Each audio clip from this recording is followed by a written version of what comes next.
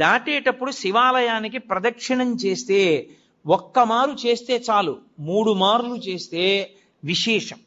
ఎందుకని 3 మాటలు? భగవాన్ రమణ మహర్షి ఎందుకు గిరి ప్రదక్షిణం చెయ్యాలి అన్నదానికి చెప్తుండేవారు.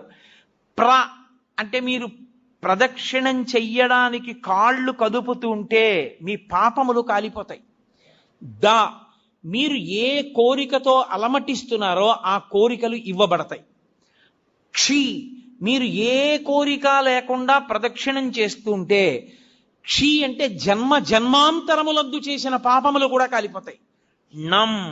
ఆఖరి ఊపిరి దగ్గర పాపపుణ్యములు లేని స్థితి కల్పించి మోక్షం ఇవ్వబడుతుంది. ప్రదక్షిణం, అందుకు శివాలయ ప్రదక్షిణం వచ్చింది.